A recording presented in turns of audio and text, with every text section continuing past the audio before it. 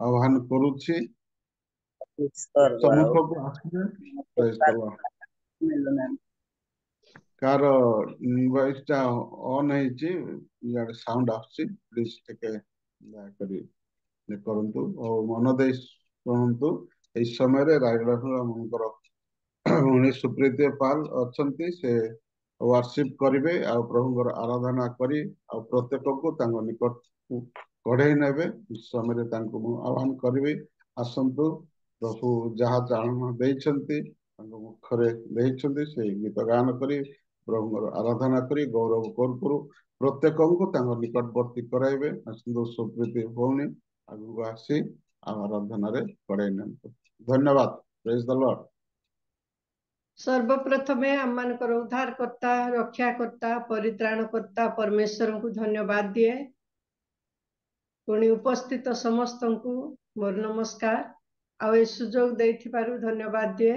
Host ଆଜ୍ଞାଙ୍କୁ ପୁଣି ପ୍ରବୀଣା ସିଷ୍ଟରଙ୍କୁ ମଧ୍ୟ ବହୁତ ବହୁତ ଧନ୍ୟବାଦ ଦିଏ।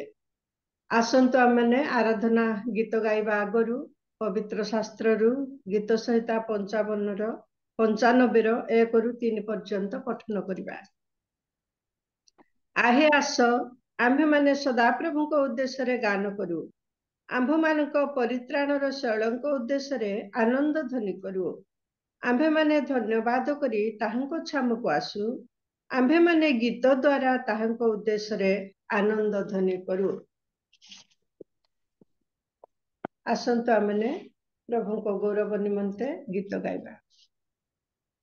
ଧନ୍ୟବାଦ ଆଜି ଘେନ ଘେନ ପ୍ରଭୁ ଆସିଛି ମନ୍ଦିରେ ତୁମରି। ଧନ୍ୟବାଦ ଆଜି ଘେନ ଘେନ ପ୍ରଭୁ ଆସିଛି ମନ୍ଦିରେ ତୁମରି। ତୋଳି ନିଅ ପ୍ରଭୁ ପୂଜା ଉପହାର, ତୋଳି ନିଅ ପ୍ରଭୁ ପୂଜା ଉପହାର, ଅନୁତାପରୁ ମୋହରି। ଘେନ ପ୍ରଭୁ ଆସିଛି ମନ୍ଦିରେ ତୁମରି। ଧନ୍ୟବାଦ ଆଜି ଘେନ ଘେନ ପ୍ରଭୁ ଆସିଛି ମନ୍ଦିରେ ତୁମରି। ମୋ ଜୀବନର ଏହି ଘନ ଅନ୍ଧକାରେ ଦିଅ ତୁମରି ଦୀପ ଜାଳି। ମୋ ଜୀବନର ଏହି ଘନ ଅନ୍ଧକାରେ ଦିଅ ତୁମରି ଦୀପ ଜାଳି। ସେହି ଆଲୋକରେ ଲିଭି ଯାଉ ସବୁ, ସେହି ଆଲୋକରେ ଲିଭି ଯାଉ ସବୁ ମୋ ଜୀବନର ପାପ କାଳି। ଘେନ ପ୍ରଭୁ ଆସିଛି ମନ୍ଦିରେ ତୁମରି। ଧନ୍ୟବାଦ ଆଜି ଘେନ ଘେନ ପ୍ରଭୁ ଆସିଛି ମନ୍ଦିରେ ତୁମରି। ତୁମରି ପଥକୁ ମୁଁ ଚାହିଁ ବସିଅଛି, କି କରିବି ପ୍ରଭୁ ତୁମ ବିନୁ। ତୁମରି ପଥକୁ ମୁଁ ଚାହିଁ ବସିଅଛି, କି କରିବି ପ୍ରଭୁ ତୁମ ବିନୁ।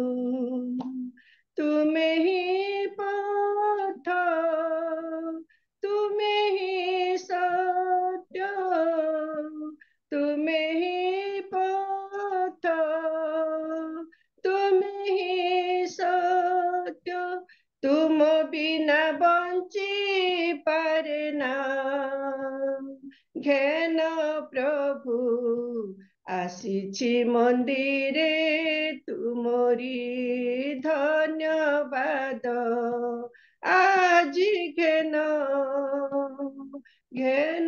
ପ୍ରଭୁ ଆସିଛି ମନ୍ଦିରେ ତୁମରି। ତୋଳି ନିଅ ପ୍ରଭୁ ପୂଜା ଉପହାର। ତୋଳି ନିଅ ପ୍ରଭୁ ପୂଜା ଉପହାର। ଅନୁତାପରୁ ମୋହରି। ଘେନ ପ୍ରଭୁ ଆସିଛି ମନ୍ଦିରେ ତୁମରି ଧନ୍ୟବାଦ।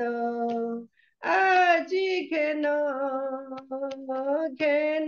ପ୍ରଭୁ ଆସିଛି ମନ୍ଦିରେ ତୁମରି। ପୁନର୍ବାର ଆମେ ଆଉ ଗୋଟିଏ ଗୀତ ଗାଇବା। ପ୍ରଭୁ ଆମର ସହିତ ଅଛନ୍ତି, ବନ୍ଧୁ ହିଁ ଅଛନ୍ତି, ଆଉ ଅଦେଖା ରୂପରେ ଅଛନ୍ତି। ଆମର ଚଲା ପଥରେ ଆମ ସହିତ ଅଛନ୍ତି, ଅନ୍ଧକାରର ଜ୍ୟୋତି ହିଁ ଅଛନ୍ତି, ଆମମାନଙ୍କୁ ପଥ କଢାଇ ନେଉଅଛନ୍ତି। ଆଉ ଆମଠାରୁ ଯାହା ଚାହୁଁଅଛନ୍ତି ଆମେ ତାହା ଦେଇପାରୁନୁ। ସେଇ ପରମେଶ୍ୱରଙ୍କର ଆମେ ଗୌରବ କରିବା ଆଉ ସମର୍ପିତ ହେବା। ଆଉ ପୁନର୍ବାର ଆଉ ଗୋଟିଏ ଗୀତ ଆମେମାନେ ଗାଇବା। ରହିଛ ଯଦି ଗୋ ଅଦେଖା ରୂପରେ, ରହିଛ ଯଦି ଗୋ ଅଦେଖା ରୂପରେ, ବନ୍ଧୁ ହୋଇ ଭାବେ, ବନ୍ଧୁ ହୋଇ ଭାବେ, ବନ୍ଧୁର ପଥେ ଝୁଣ୍ଟିଲେ ମୁଁ କେବେ, ବନ୍ଧୁର ପଥେ ଝୁଣ୍ଟିଲେ ମୁଁ କେବେ, ତୋଳି ନେବା ତୁମେ ତେବେ, ତୋଳି ନେବ ତୁମେ ତେବେ, ରହିଛ ଯଦି ଗୋ ଅଦେଖା ରୂପରେ। ଚଲା ପଥେ ମୋର ତୁମେ ଯେ ରହିଛ, ଆଖି ମୋ ଦେଖିନି ଥରଟିଏ କେବେ, ଅନ୍ଧାର ପଥେ ଜ୍ୟୋତି ହୋଇ ତୁମେ କଢାଅ ହେ ପଥ ଖାଲି ଅନୁଭବେ। ଚଲା ପଥେ ମୋର ତୁମେ ଯେ ରହିଛ, ଆଖି ମୋ ଦେଖିନି ଥରଟିଏ କେବେ, ଅନ୍ଧାର ପଥେ ଜ୍ୟୋତି ହୋଇ ତୁମେ କଢାଅ ହେ ପଥ ଖାଲି ଅନୁଭବେ। ଶୁଣେ ମୁଁ ଅନ୍ତରେ ତୁମରି ଡାକଟି, ଶୁଣେ ମୁଁ ଅନ୍ତରେ ତୁମରି ଡାକଟି, ମମତାରେ ଯାହା ଶୁଭେ, ମମତାରେ ଯାହା ଶୁଭେ, ରହିଛ ଯଦି ଗୋ ଅଦେଖା ରୂପରେ, ରହିଛ ଯଦି ଗୋ ଅଦେଖା ରୂପରେ।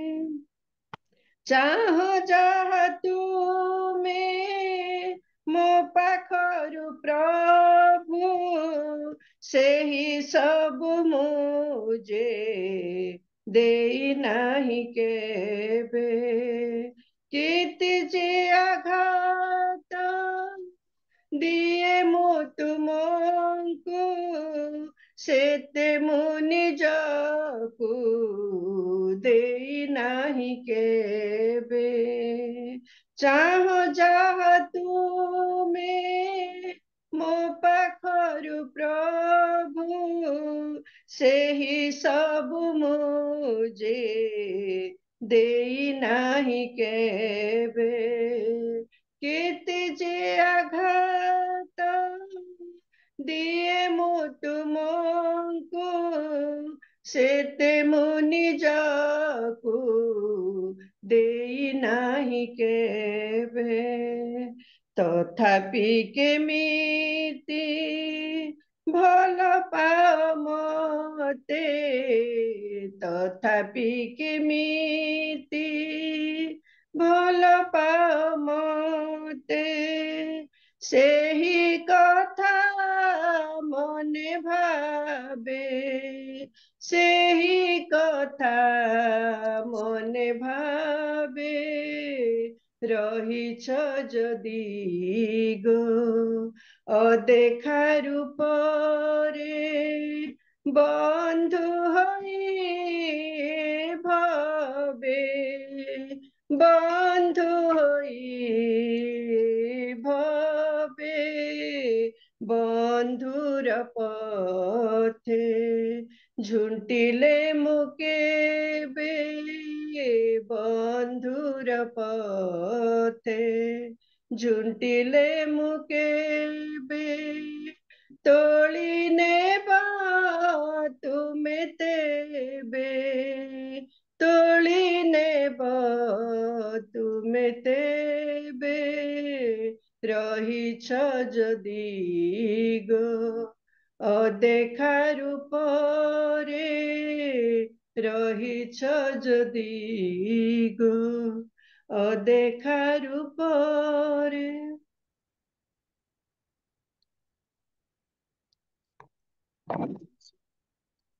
पुनर्बार आम गोटे गीत गाई समर्पित हेबा आम मानकर प्रभु प्रार्थना श्रवणकारी प्रभु दिनहीनर प्रार्थना शुणती आउ लोतको ग्रहण करती आउ ए जगत रे किए अछि आम मानकर प्रार्थना शुणिबाकू आउ सदा प्रभु आमर प्रार्थना शुणती आउ आमर साहा भरोसा सदा प्रभु ही आम मानकु जानिबाकू दे अछंती आम मानकु ज्ञात हेबा पाए दे अछंती ताहांको महानता आमे जानि अछु आउ तांको ठारे आमे समर्पित होई आउ गोटे गीत गान करिबा। प्रार्थना सुन मोर प्रभु प्रार्थना सुन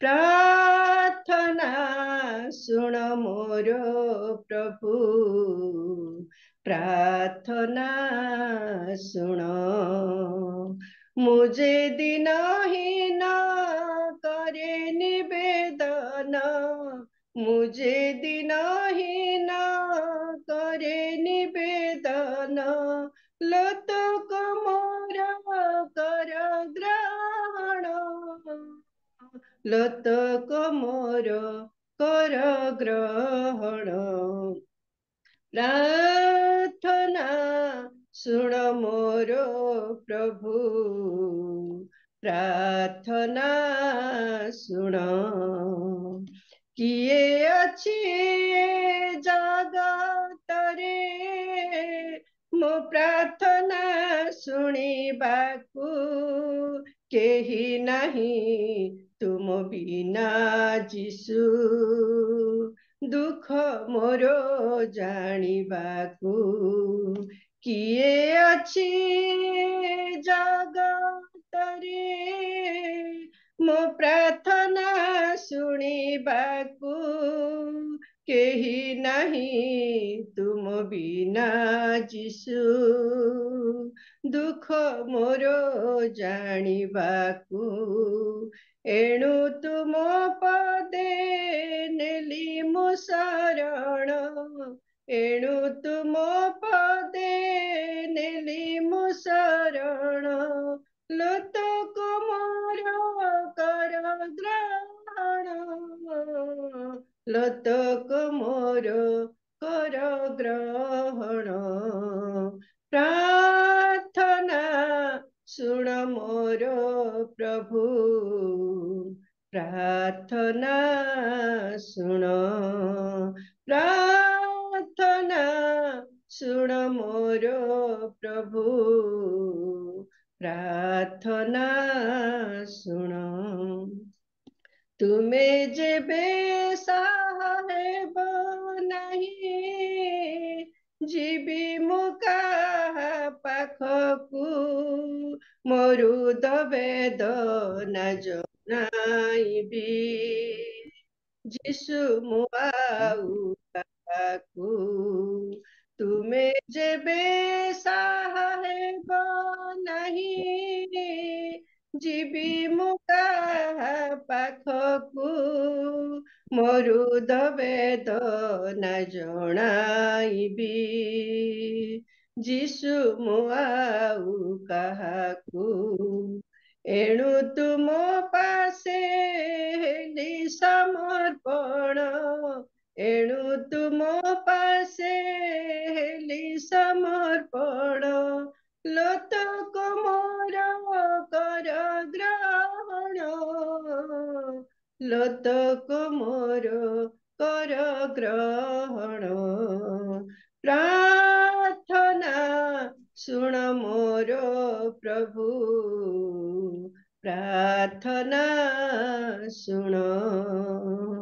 ମୁଁ ଯେ ଦିନହୀନ କରେ ନିବେଦନ, ମୁଁ ଯେ ଦିନହୀନ କରେ ନିବେଦନ, ଲୋତକ ମୋର କର ଗ୍ରହଣ, ଲୋତକ ମୋର କର ଗ୍ରହଣ।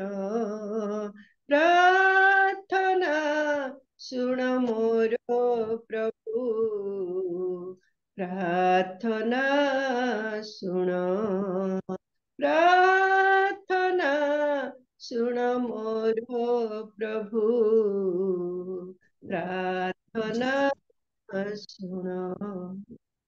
ହାଲେଲୁୟା। ଧନ୍ୟବାଦ, ଧନ୍ୟବାଦ, ଧନ୍ୟବାଦ। ରାଜା, ରାଜା ମାନଙ୍କ ରାଜା, ପ୍ରଭୁ ମାନଙ୍କର ପ୍ରଭୁ, ସକଳ ଦେବତା ମଧ୍ୟରେ ଭୟ ଯୋଗ୍ୟ ପରମେଶ୍ୱର, ସ୍ୱର୍ଗ ଯାହାର ସିଂହାସନ, ପୃଥିବୀ ଯାହାର ପାଦପୀଠ, ସକଳ ସୃଷ୍ଟିର ସ୍ରଷ୍ଟା, ଭୟଙ୍କର ଭୟ ଯୋଗ୍ୟ ଆଶ୍ଚର୍ଯ୍ୟ ମନ୍ତ୍ରୀ, ପରାକ୍ରାନ୍ତ ପରମେଶ୍ୱର, ଆମମାନଙ୍କର ସୃଷ୍ଟିକର୍ତ୍ତା, ପ୍ରତିପାଳନ କର୍ତ୍ତା, ସୁରକ୍ଷାକାରୀ, ଉଦ୍ଧାର କର୍ତ୍ତା ପରମେଶ୍ୱର, ପ୍ରଭୁ ତୁମେ ଆମର ପ୍ରାର୍ଥନା ଶ୍ରବଣକାରୀ ପରମେଶ୍ୱର, ଧନ୍ୟବାଦ ଦଉଛୁ। ତୁମେ ଉତ୍ତର ଦେବା ଜୀବିତ ପରମେଶ୍ୱର ବୋଲି ତୁମରି ଗୌରବ କରୁଛୁ ରାଜା। ପ୍ରଭୁ ଏଇ ପ୍ରାତ କାଳରେ ଉଠି ତୁମରି ନିକଟବର୍ତ୍ତୀ ହେବା ପାଇଁ ସୁନ୍ଦର ସୁଯୋଗ ଦେଇଥିବାରୁ ଧନ୍ୟବାଦ ଦଉଛି। ପ୍ରଭୁ ତୁମ ଠାରେ ଆରାଧନା କରିବା ପାଇଁ, ପ୍ରାର୍ଥନା କରିବା ପାଇଁ, ଉପାସନା କରିବା ପାଇଁ এই সুন্দর সুযোগ ଦେଇଅଛ ରାଜା। ପ୍ରଭୁ ଆମର ଧାର୍ମିକତା, ସତ୍ୟତା, ଉତ୍ତମତା ସକାଶୁ ଆମେ ବଞ୍ଚି ନାହୁଁ କି এই ସୁନ୍ଦର ସୁଯୋଗ ପାଇନାହୁଁ ରାଜା। କେବଳ ତୁମରି ଦୟା ହେତୁ ପ୍ରଭୁ ଆମେ ଜୀବିତ ମାନଙ୍କ ମଧ୍ୟରେ ଅଛୁ ରାଜା। ଜୀବନରେ ବଞ୍ଚାଉଥିବାରୁ ଧନ୍ୟବାଦ ଦେଉଛି। ଏଇ 2025 ସାଲର ଦ୍ୱିତୀୟ ମାସର 23 ଦିନ ପର୍ଯ୍ୟନ୍ତ ତୁମେ ଆମର ସହବର୍ତ୍ତୀ ପରମେଶ୍ୱର ହେଲ। ଆଜିର ପବିତ୍ର ବିଶ୍ରାମ ବାର ଦିନ ଦେଖାଇଲ, ଧନ୍ୟବାଦ ଦଉଛି ପିତା। এই ଦିନ ମାନେ ଅନେକ ଲୋକ ଦେଖିବାକୁ ବାଞ୍ଛା କଲେ କିନ୍ତୁ ଦେଖି ପାରି ନାହାନ୍ତି।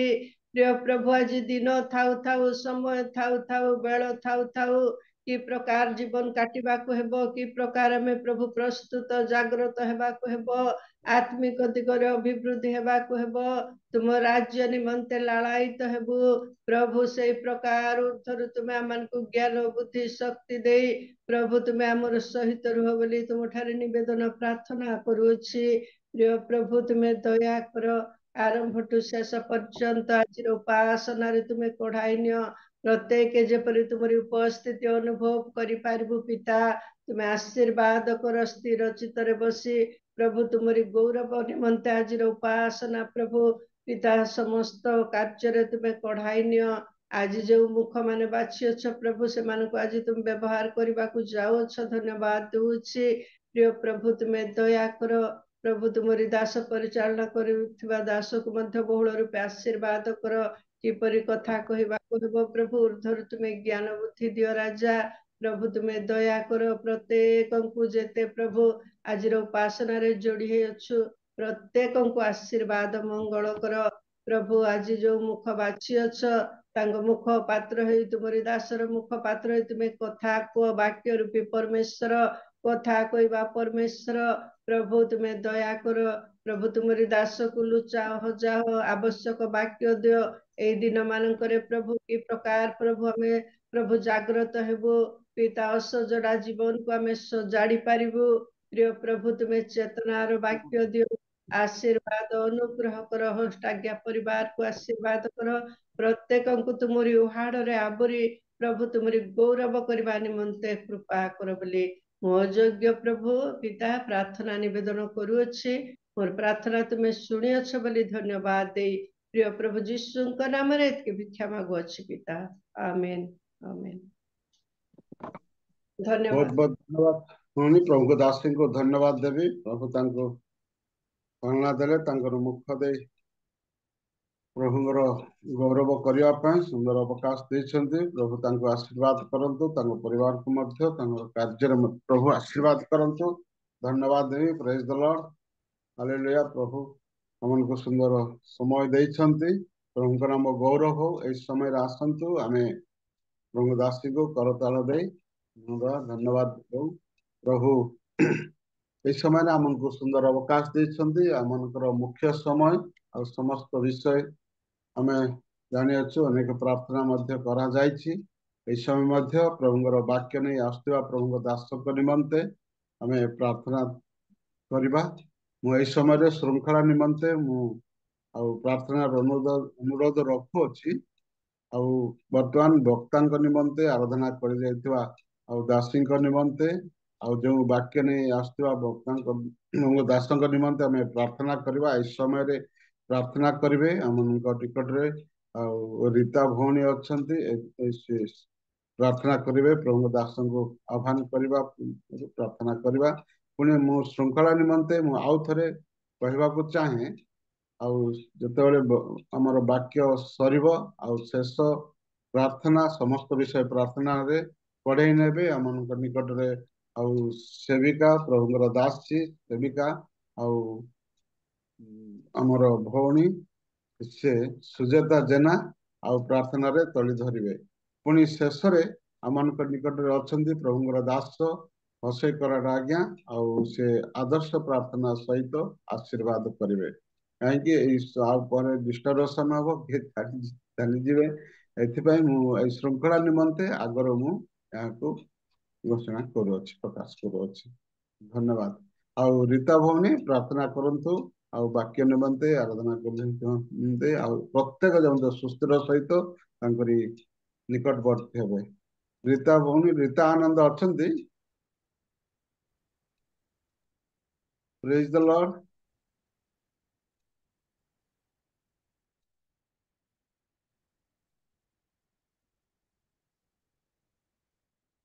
रीता भौणी रीता आनंद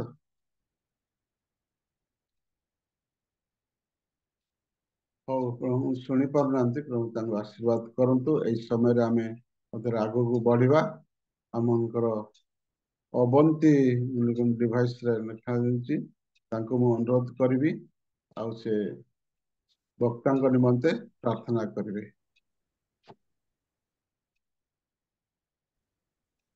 अवंती जाऊ से मध्य शुणी पारना कौन से प्रॉब्लम थिबो ताऊ ए समय रे मु डिवाइस रे आ देखि पारुछि आ से मध्य वीडियो ऑन करछन्ती प्रभु दास जोसेफ माझी आज्ञा को मु अनुरोध करुछि आ वक्ता निमंते आ आराधना कर देइथवा दासी निमंते मध्य प्रार्थना करियो प्रार्थना करंतु आज्ञा प्रेज द लॉर्ड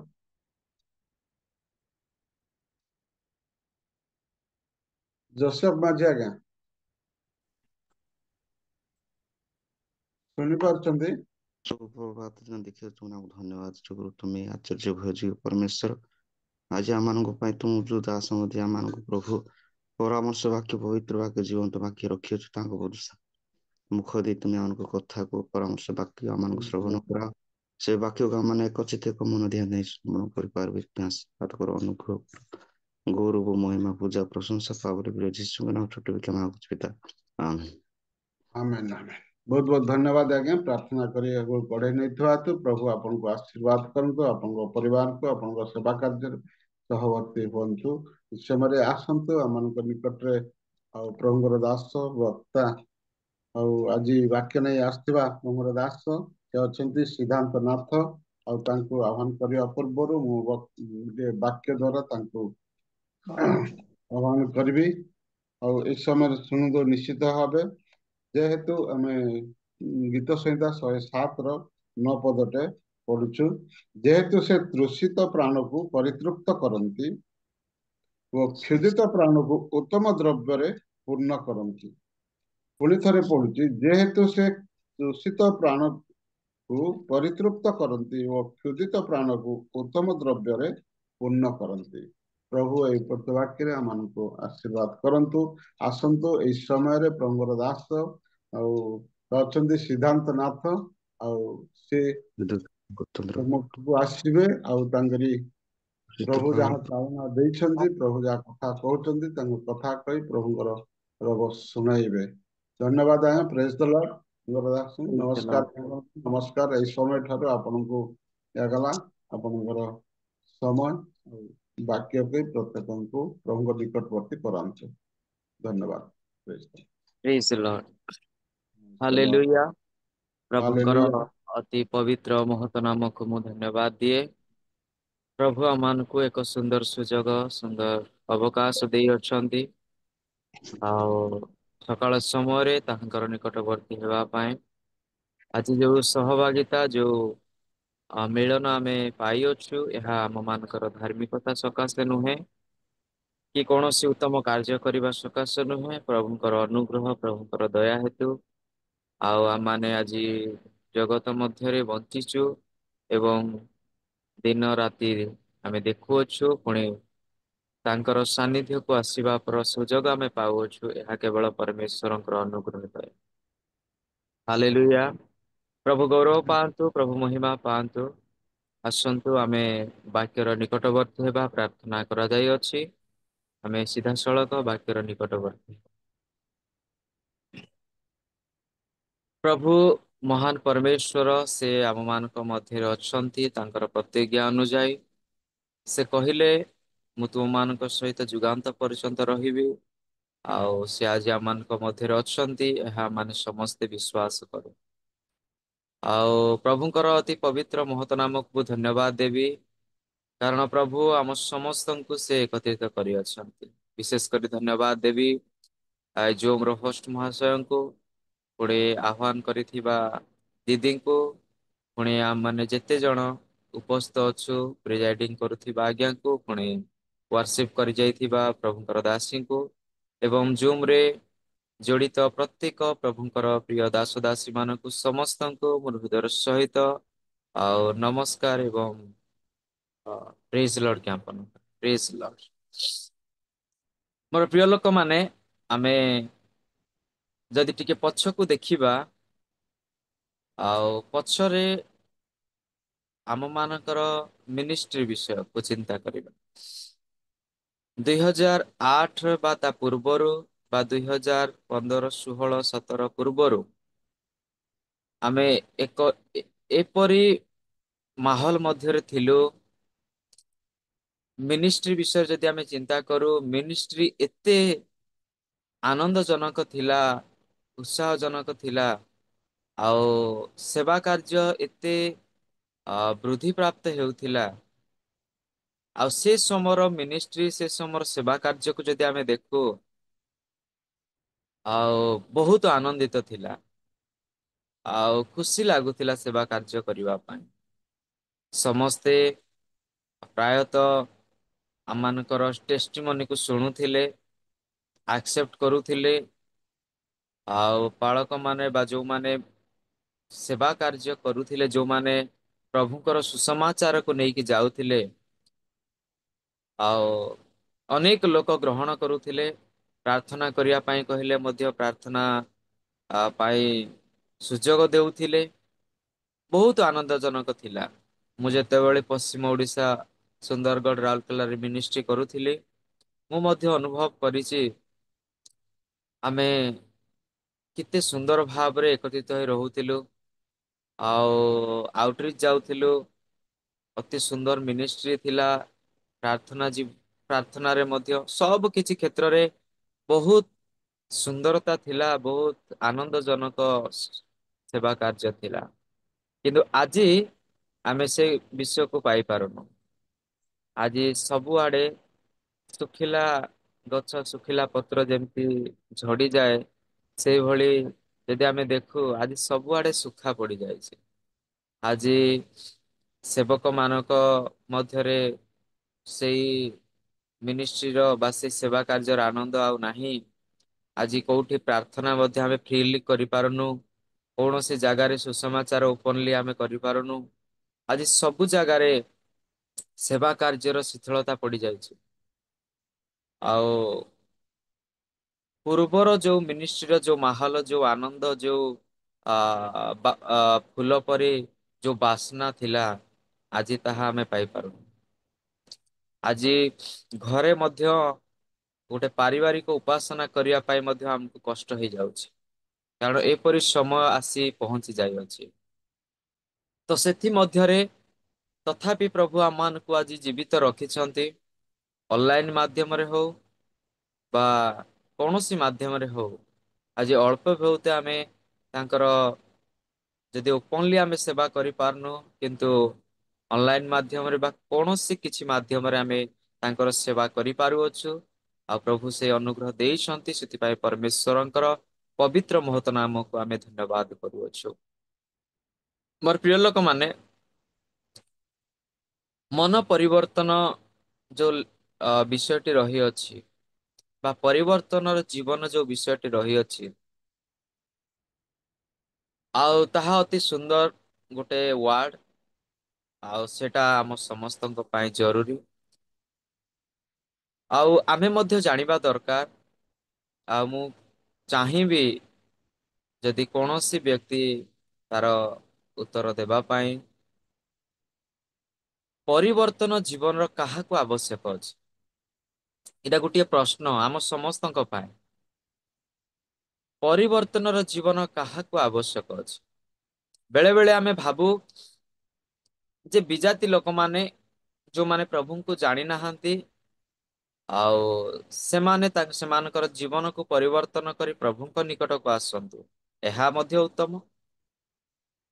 ବେଳେ ବେଳେ ଆମେ ମଧ୍ୟ, ଆମ ଠାରୁ ଉତ୍ତର ଆସିଥାଏ, ଯୋଉମାନେ ପାପ କରନ୍ତି, ଭୁଲ କରନ୍ତି, ସେମାନଙ୍କର ମଧ୍ୟ ପରିବର୍ତ୍ତନତା ନିହାତି ଆବଶ୍ୟକ ଅଛି, ଏହା ମଧ୍ୟ ଠିକ ଅଟେ। ପରିବର୍ତ୍ତନ ଜୀବନ ଯଦି ଆମେ ଦେଖିବା, ସମସ୍ତଙ୍କ ପାଇଁ ଆବଶ୍ୟକ ଅଛି। ପ୍ରଭୁଙ୍କ ସମ୍ମୁଖରେ ସମସ୍ତେ ପରିବର୍ତ୍ତନର ଜୀବନ କାଟିବା ନିହାତି ଆବଶ୍ୟକ ଅଛି। ଆଜି ଯଦି ଆମେ ଦେଖୁଛୁ, ଆଜି ଆମର ମିନିଷ୍ଟ୍ରିର ବା କୌଣସି କାର୍ଯ୍ୟର ଯଦି ବଡ ବଡ କାର୍ଯ୍ୟ ଅଟକି ଯାଉଛି, ଆମମାନଙ୍କ ପାରିବାରିକ ଜୀବନରେ ହଉ, ମାଣ୍ଡାଳିକ ଜୀବନରେ ହଉ, ଆମମାନଙ୍କର କୌଣସି ବ୍ୟକ୍ତିଗତ ଜୀବନରେ ଯଦି ଆମେ କିଛି କାର୍ଯ୍ୟ ଆମର ଅଟକି ଯାଉଛି, ହେଇପାରୁନାହିଁ, ତାହେଲେ ଆମେ ମନେ ରଖିବା ଦରକାର, କିଛି ନା କିଛି ତ୍ରୁଟି ରହିଯାଇଛି। ଆଜି ଦେଖନ୍ତୁ, କୌଣସି ଜାଗାରେ ଓପନଲି ପ୍ରୋଗ୍ରାମ କରିବା ଅସମ୍ଭବ ଅଟେ। ଆଉ ଆମେ ଶୁଣୁଥିଲୁ, କେହି ଜଣେ ପ୍ରାର୍ଥନା କରୁଥିଲେ ଯେ ଶୈତାନ ମୁଣ୍ଡ ଟେକି ଅଛି ବୋଲି। ମୋର ପ୍ରିୟ ଲୋକମାନେ, ଶୈତାନ କେତେବେଳେ ମୁଣ୍ଡ ଟେକେ, କେତେବେଳେ ଆମମାନଙ୍କର କାର୍ଯ୍ୟ ଅଟକି ଯାଏ, ପ୍ରଭୁଙ୍କର ସେବା କାର୍ଯ୍ୟକୁ ମଧ୍ୟ ଶୈତାନ ଅଟକେଇବା ପାଇଁ ଚେଷ୍ଟା କରିଥିଲା। ଯୀଶୁ ଏ ଜଗତକୁ ଆସିଲା ପରେ, ଆଉ ଉପବାସ କଲା ପରେ ମିନିଷ୍ଟ୍ରି ଆରମ୍ଭ କରିବା ପାଇଁ ଯେତେବେଳେ ଯାଉଛନ୍ତି, ସେତେବେଳେ ଶୈତାନ ମଧ୍ୟ ବାଧା ଆଣିଥିଲା, ପରୀକ୍ଷା ଆଣିଥିଲା। କାରଣ ଯଦି ଶୈତାନ ସେଦିନ ଯୀଶୁଙ୍କୁ ସେଠି ପରାଜୟ କରିଦେଇଥାନ୍ତା ତାର ପରୀକ୍ଷାରେ, ତାହେଲେ ମିନିଷ୍ଟ୍ରି ଆଗକୁ ଗ୍ରୋଥ ହେଇପାରି ନଥାନ୍ତା। ଆଉ ଆମେ ଦେଖୁଛୁ ପ୍ରଭୁ ଯେତେବେଳେ ଶୈତାନକୁ ପରାଜୟ କଲେ ସେତେବେଳେ ସମସ୍ତ ବିଷୟ ଉତ୍ତମ ହେଲା। ଆଜି ସେଇ ମୁହୂର୍ତ୍ତ ଆସିଅଛି, ସେଇ ସମୟ ଆସିଅଛି, ଶୈତାନ ମୁଣ୍ଡ ଟେକି ଅଛି।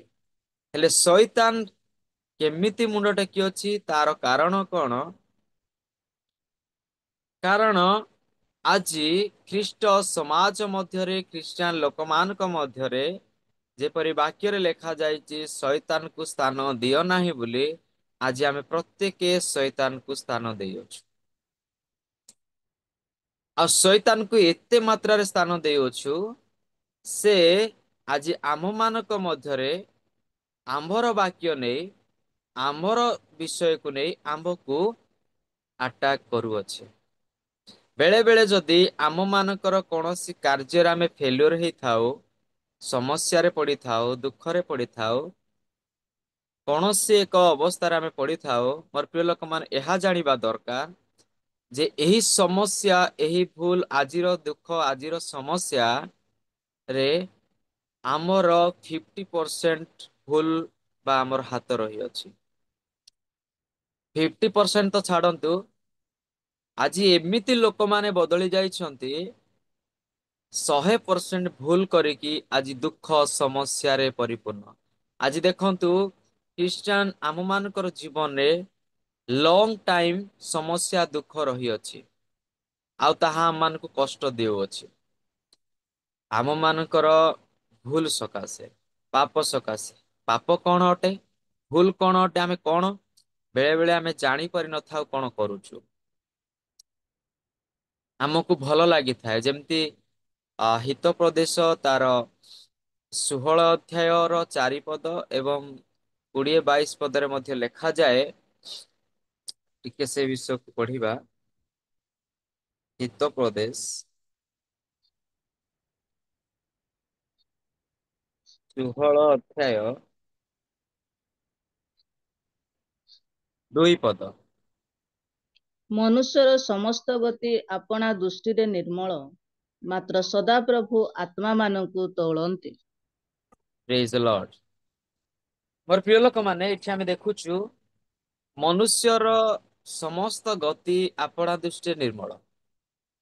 ମନୁଷ୍ୟ ଭାବେ ମୁଁ ଯାହା କରୁଛି ଠିକ କରୁଛି, ମୁଁ ଯାହା କହୁଛି ଠିକ କରୁଛି, ମୁଁ ଯୁଆଡେ ଯାଉଛି ଠିକ କରୁଛି, ଆପଣା ଦୃଷ୍ଟିରେ ନିର୍ମଳ ଅଟେ, କିନ୍ତୁ ସଦାପ୍ରଭୁ ଆତ୍ମାକୁ ତୋଳନ୍ତି। ଆମେ କଣ କରୁଛୁ, କଣ କହୁଛୁ, ଆମେ ଏ ସବୁ ପରମେଶ୍ୱର ଜାଣନ୍ତି। ଆମକୁ ସିନା ଭଲ ଲାଗେ, ଠିକ ଲାଗେ, କିନ୍ତୁ ସଦାପ୍ରଭୁ ଦେଖ। ବେଳେ ବେଳେ ଆମମାନଙ୍କର ଏଇ ସବୁ ବିଷୟ ରଙ୍ଗ ଦେଖା ଯାଇଥାଏ ଆମମାନଙ୍କର ଜୀବନ। ଆଉ ଆଜି ଖ୍ରୀଷ୍ଟିଆନ ଲୋକମାନଙ୍କୁ ଅଧିକ ପରିବର୍ତ୍ତନ ତାର ଆବଶ୍ୟକ ରହିଅଛି। କଣ ପରିବର୍ତ୍ତନ ତାର ଆବଶ୍ୟକ ରହିଅଛି? ଆମେ ଦେଖୁଥିଲୁ ବାକ୍ୟରେ ଲେଖାଯାଇଛି, ମନ ପରିବର୍ତ୍ତନ କର, ପାପରୁ ଫେରିଆସ। ପ୍ରଭୁ ଯେଉଁ ଯେଉଁ ବିଷୟ ଗୁଡିକ ବାକ୍ୟରେ ଉଲ୍ଲେଖ କରିଅଛନ୍ତି ନ କରିବା ନିମନ୍ତେ, ଆମେ ତାକୁ ଜାଣିଛୁ କି ଲୋଭ କର ନାହିଁ, ବିରୋଧ କର ନାହିଁ, ଝଗଡା କର ନାହିଁ, ଯାହା ବି ଲେଖା ହେଇଛି। କିନ୍ତୁ ଆଜି ଯଦି ଆମେ ଦେଖୁଛୁ, ଆଜି ଖ୍ରୀଷ୍ଟିଆନ ଲୋକମାନେ ତାକୁ କରି ବସୁଛନ୍ତି। ଛୋଟରୁ ଯଦି ଆରମ୍ଭ କରିବା, ଦେଖନ୍ତୁ ଆମର ଡ୍ରେସ ପୋଷାକ, ଆମର ଖାଇବା, ଆମମାନଙ୍କର ଆଚାର ବ୍ୟବହାର, ଚାଲିଚଳନ, ସବୁ କିଛି ଆଜି ଜଗତରେ ହୁଏତ ଠିକ ଅଟେ, କିନ୍ତୁ ପ୍ରଭୁଙ୍କ ଦୃଷ୍ଟିରେ ତାହା ଠିକ ନୁହଁ। ଆମର ପିଲାମାନେ, ପୁଅ ଝିଅ ମାନେ, ଜଗତର ପୁଅ ଝିଅ ମାନେ ଯୋଉ ଭଳି ଜଗତର ଜାଗତିକ ପୁଅ ଝିଅ ମାନେ ଯୋଉ ଭଳି ଡ୍ରେସ ପୋଷାକ ପିନ୍ଧନ୍ତି, ଆଜି ଖ୍ରୀଷ୍ଟିଆନ ପୁଅ ଝିଅ ମାନେ ତାହାକୁ ପିନ୍ଧିବା ପାଇଁ ପସନ୍ଦ କରନ୍ତି। ଚିରା ପ୍ୟାଣ୍ଟ ପିନ୍ଧିବେ, ଚିରା ସାର୍ଟ, ମାନେ ଯୋଉଟା କି ଫ୍ୟାସନ ଆଜି ଜଗତର, ସେଟାକୁ ଆମ ମାନଙ୍କର ପିଲାମାନେ ୟୁଜ କରିବା ପାଇଁ ବେଶୀ ପସନ୍ଦ କରନ୍ତି। ଦିନେ ମୁଁ ଜଣେ ପ୍ରଭୁଙ୍କର ଦାସଙ୍କ ସହିତ ଆଉ ବଲାଙ୍ଗୀରର ଏକ ସହରରେ ଗୋଟେ ସପିଂ ମଲକୁ ଯାଇଥିଲି। ଯିବା ସମୟରେ ମୁଁ ସେଠି ଦେଖିଲି ସେମାନେ ସପିଂ କରୁଛନ୍ତି। ଆଉ ତାଙ୍କର ଝିଅ 10th ପଢୁଛି। ଆଉ 10th ପଢୁଛି ସତ, କିନ୍ତୁ ବହୁତ ମାନେ ହେଲ୍ଦି, ବହୁତ ମାନେ ଉଞ୍ଚା ଦେଖିବା ପାଇଁ। ଆଉ ସିଏ ଯେତେବେଳେ ଡ୍ରେସ୍ ବାଛୁଛନ୍ତି, ଟ୍ରାଏଲ ରୁମକୁ ଗଲେ, ଡ୍ରେସ୍ ଆଉ ତାଙ୍କୁ ଗୋଟେ ପସନ୍ଦ ଲାଗିଲା, ସେଠି ପିନ୍ଧିକି ଆସିଲେ। ମୋର ପ୍ରିୟ ଲୋକମାନେ, ମୁଁ ଏହା କାହିଁକି ଆପଣମାନଙ୍କ ସମ୍ମୁଖରେ ରଖୁଛି, ଏହା ଘଟୁଛି ତ ସେ ଡ୍ରେସ୍ ଅଣ୍ଟାରୁ ପାଦ ପର୍ଯ୍ୟନ୍ତ ଅଛି, ଆଉ ବେକରୁ ଛାତି ପର୍ଯ୍ୟନ୍ତ ଅଛି। ତା ଅର୍ଥ ଆମେ ଜାଣିପାରୁଛୁ ଫୁଲ ମାନେ ଯୋଉ ପେଟ ରହୁଛି ସେଠି ଫୁଲ ପୁରା ଓପନ ରହୁଛି। ତ ସେଇ ସମୟରେ ତାଙ୍କର ବାବା କହିଲେ, ଝିଅ ଏଇଟା ଭଲ ନାହିଁ, ଏଇଟା ପେଟ ଦେଖା ଯାଉଛି, ଏମିତି ଡ୍ରେସ ପିନ୍ଧିବା କଥା ନାହିଁ କହିଲେ। ସେ ଝିଅ କହିଲେ, ଆଉ ତମେ ଜାଣିନାହ ଏମିତିକିଆ ଡ୍ରେସ ପିନ୍ଧନ୍ତି, ଆଉ କେମିତିକିଆ କିଣିବି କି, ଏମିତିକିଆ ଡ୍ରେସ ପିନ୍ଧ। ଆଉ ବାପା ମା ସେଠି କିଛି କହିପାରିଲେ ନାହିଁ, ସେଇ ଡ୍ରେସକୁ ଧରିକି ଗଲେ। ଆଉ ସେ ଡ୍ରେସ ସେପଟେ ଡିସେମ୍ବର 25ରେ ପିନ୍ଧୁଛି, ଚର୍ଚ୍ଚକୁ ପିନ୍ଧିକି ଯାଉଛି। ଆଉ ମୁଁ ସେ ଝିଅ କେତେ ଥର ଦେଖିଛି, ମୁଁ ମିଟିଂ ଯାଏ, ସେ କଣ କରେ, ଆ ବହୁତ ବୟସ ପ୍ରାପ୍ତ, ବହୁତ ପାଷ୍ଟର ମାନେ ଯାଇଥିବେ, ଆଜ୍ଞା ମାନେ ଯାଇଥିବେ, ସେ ଛୋଟ ହାଫ ପ୍ୟାଣ୍ଟ ପିନ୍ଧିକି ଆସନ୍ତି। ମୁଁ କାହିଁକି ଏସବୁ ବିଷୟ କହୁଛି, ଆଜି ଜାଗତିକ ଲୋକମାନେ ଯୋଉ ଭଳି ଡ୍ରେସ ପୋଷାକ ୟୁଜ କରୁଛନ୍ତି, ଆଜି ଆମମାନଙ୍କର ପିଲାମାନେ ସେଇଭଳି ଡ୍ରେସ ପୋଷାକ ପିନ୍ଧିବା ପାଇଁ ବହୁତ ପସନ୍ଦ କରନ୍ତି। ଛୋଟ ପ୍ୟାଣ୍ଟ, ଛୋଟ ସାର୍ଟ, ଦେହ ଦେଖା ଯାଉଥିବ, ଏଇଭଳି ସେମାନେ ପସନ୍ଦ କରନ୍ତି। କିନ୍ତୁ ଏହା ପ୍ରଭୁଙ୍କ ଦୃଷ୍ଟିରେ ଭଲ ନୁହଁ, ଭଲ ନୁହଁ। ମୁଁ ଜାଣିବାରେ, ମୋର ଜନ୍ମ ସମୟର ପରର କଥା ମୁଁ ଜାଣିବାରେ, ଆମର ଯୋଉ ଲେଡିଜ ମାନେ ବା ଝିଅ ମାନେ, ପୁଅ ମାନେ, ସେମାନେ କଣ କରୁଥିଲେ, ପାଦ ଲୁଚେଇକି ଡ୍ରେସ ପିନ୍ଧୁଥିଲେ। ପାଦ ମଧ୍ୟ ଦେଖା ଯାଉନଥିଲା, ସେମିତି ଡ୍ରେସ ପିନ୍ଧୁଥିଲେ, କାରଣ ସେଇଭଳି ସେଇ ସମୟରେ ସେମିତି ଚାଲିଥିଲା। କିନ୍ତୁ ଏବେ କଣ ହଉଛି, ଧୀରେ ଧୀରେ ଯେହେତୁ ପାପ ପୂର୍ଣ୍ଣ ଜଗତ, ଧୀରେ ଧୀରେ କଣ ହଉଛି, ପାପ ବଢିବା ପାଇଁ ଲାଗିଛି। ଆଉ ଯେହେତୁ ପାପ ବଢିବା ପାଇଁ ଲାଗିଛି, ଆମର ପିଲାମାନେ ମଧ୍ୟ ସବୁ କିଛି ଜାଣିକି ମଧ୍ୟ ସେ କଣ କରନ୍ତି, ସେଇ ଅବସ୍ଥାକୁ ଚାଲିଯାଆନ୍ତି। ଆମମାନଙ୍କର ଲୋକମାନେ ମଦ୍ୟପାନରେ, ହିଂସା କରିବାରେ, ଝଗଡା କରିବାରେ, ଆଉ ଲୋଭ କରିବାରେ, ସବୁରେ ଆଜି ପରିପୂର୍ଣ୍ଣ ଅଟନ୍ତି। କାହା ଜୀବନରେ ମଧ୍ୟ ଆଜି ଶୁଦ୍ଧତା ଦେଖା ଯାଉନାହିଁ। ପ୍ରତିଦିନ ଭୁଲ, ପ୍ରତିଦିନ ଅପବିତ୍ରତା ଜୀବନ, ପ୍ରତିଦିନ ଅଶୁଚି ଜୀବନ କାଟିକି ଯଦି ଆମେ କହିବା ପ୍ରଭୁଙ୍କ ପାଇଁ ମୁଁ ଗୋଟେ ବଡ ପ୍ରୋଗ୍ରାମ ଗୋଟେ ଆୟୋଜନ କରିବି, ବଡ କାମ ଗୋଟେ କରିବି, ମୋର ପ୍ରିୟ ଲୋକମାନେ, ଆମେ ତ ଶୈତାନକୁ ସ୍ଥାନ ଦେଇଛୁ। ଆମେ ପ୍ରଭୁଙ୍କର କାର୍ଯ୍ୟ କରିବା ପାଇଁ ଯଦି ଆଗକୁ ଯାଉଛୁ, ତାହେଲେ ସେ କାର୍ଯ୍ୟ କେତେ ଦୂର ସଫଳ ହେବ ମୁଁ ଜାଣିପାରୁନି। ଯଦି ପ୍ରଭୁଙ୍କ ପାଇଁ କିଛି କରିବାର ଅଛି, ପ୍ରଭୁଙ୍କ ପାଇଁ ଯଦି ଆମେ କିଛି ବି କରିବା ପାଇଁ ଇଚ୍ଛା କରୁଛୁ, ତାହେଲେ ମୋର ପ୍ରିୟ ଲୋକମାନେ, ଆମେ ପ୍ରଭୁଙ୍କ ଠାରେ ସମର୍ପିତ ଜୀବନ କାଟୁ। ଦେଖନ୍ତୁ, ପ୍ରୋଗ୍ରାମ କଲେ, ସଭା ଆୟୋଜନ କଲେ, କଣ ପାଇଁ କରାଯାଏ, ବକ୍ତା ଆସନ୍ତି, ବାକ୍ୟ ଦିଅନ୍ତି। ଯଦି ସେ ବାକ୍ୟ ଅନୁସାରେ ଆମେ ଚାଲୁନୁ, ଖାଲି ପ୍ରୋଗ୍ରାମ କଲେ କିଛି ଲାଭ ହେବ ନାହିଁ ଆମ ଜୀବନ ପାଇଁ। ଆଜି ଆମ ମାନଙ୍କର ଆଚରଣରେ ପରିବର୍ତ୍ତନତା ନାହିଁ। ଆଜି ଆମ ମାନଙ୍କର ଡ୍ରେସ ପୋଷାକରେ ପରିବର୍ତ୍ତନତା ନାହିଁ।